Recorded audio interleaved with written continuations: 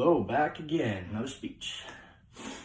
So, have you ever been driving and felt like every direction you look in, all you see is fast food restaurants, billboards, somewhere you're gonna get food out of a drive-through window? You're hungry, but it seems like the only available meal is something that's gonna be covered in grease and they're pulling it out of the freezer and cooking it for you. Today I want to talk about why fast food chains are getting blamed for obesity in America, but why they are not the problem, why obesity has become such a problem here.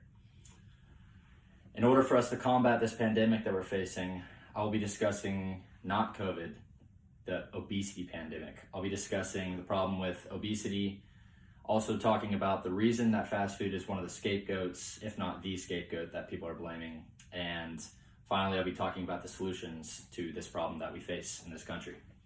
So fast food has been around for a long time. It actually dates back over 100 years, 101 as of 2 days ago today. White Castle was the first fast food chain 100 years ago.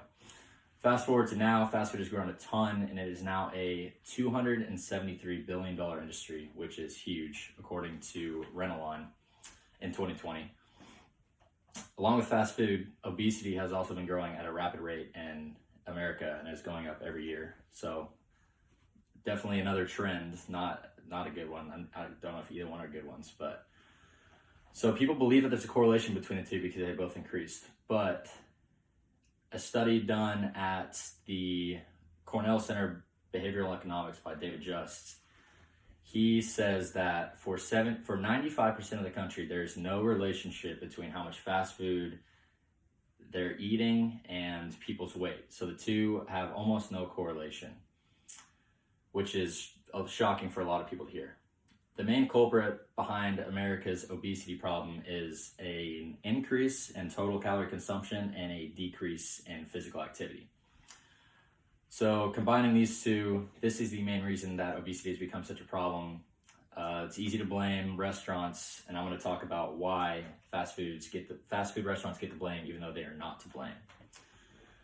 So, although fast food is not to blame, but people want something to point the finger at. There's fast food restaurants everywhere. They're highly advertised and very high calorie intake. You can go to McDonald's and a #1 Big Mac along with fries and a drink.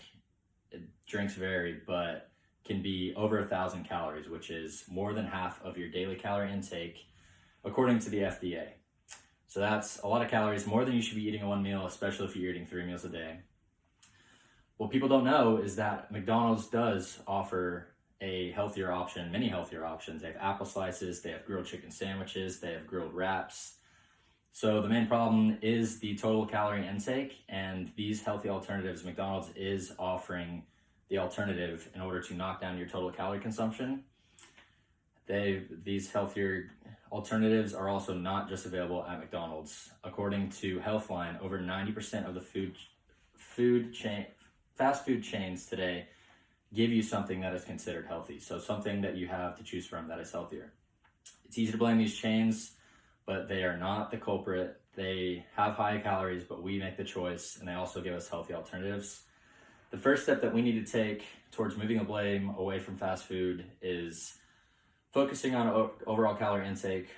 At the big level, at the grand level, in order to start combating this problem, we're going to need fast food chains to start buying in to healthier alternatives. They have them, they're not advertising them, so we need to make people more aware of those healthier alternatives. This would trickle down to, at the local level, our restaurants actually having on the billboards their healthy options, maybe even a calorie that would help people realize the healthy alternatives.